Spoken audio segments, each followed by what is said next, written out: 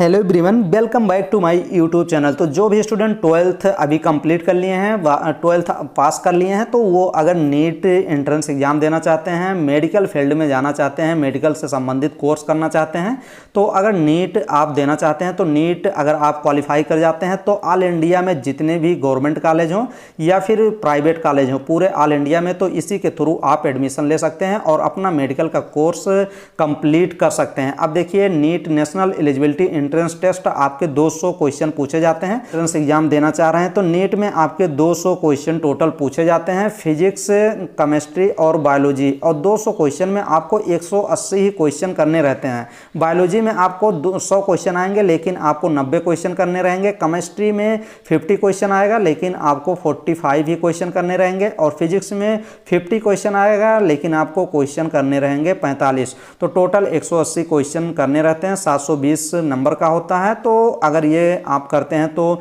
इन सभी के through, NEET के थ्रू आप ये सभी कोर्स कर सकते हैं। देख लीजिए कौन कौन से कोर्स अगर नीट में अच्छे नंबर लाते हैं तो आप MBBS कर सकते हैं, थोड़ा सा कम नंबर रहेगा तो BDS करेंगे, BMS करेंगे, BMS कोर्स कर सकते हैं, या फिर आप BHMS होम्योपैथिक कोर्स कर सकते हैं, या फिर यूनानी BUMS कोर्स कर सकते हैं, या फिर आप BSMS, ये देखिए बैचलर ऑफ सिद्धा एंड मेडिसिन सर्जरी कोर्स कर सकते हैं, या फिर बैचलर ऑफ फार्मेसी, ये कोर्स तो अलग हो जाता है। और नर्सिंग के भी BSc नर्सिंग भी इसी के थ्रू, कुछ कॉलेज ऐसे भी हैं जैसे आपका BHU हो गया, कुछ दिल्ली में कॉलेज हैं, जिपमर है, PGI है, तो कुछ कोर्स ऐसे हैं कि BSc नर्सिंग कोर्स कर सकते हैं।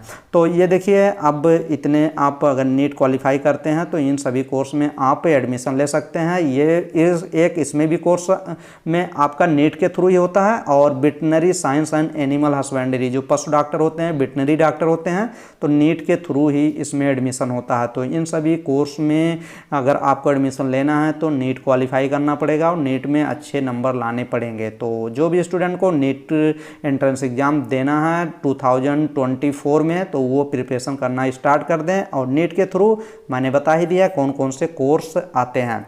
तो ये 12th के पास हो, 12th के बाद ही आप नीट दे सकते हैं। अगर आप नीट देना चाहते हैं तो एलिजिबिलिटी क्राइटेरिया मिनिमम आपका 17 साल से होने चाहिए। 17 साल के आप कंप्लीट हो गए होंगे तभी दे पाएंगे। और आपके 12th में 50% मिनिमम होना चाहिए। मैक्सिमम तो चाहे जितना हो लेकिन मिनिमम 50% और कैटेगरीज वाइज 45% भी चल जाएगा। तो बस इतना ही था। Thank you.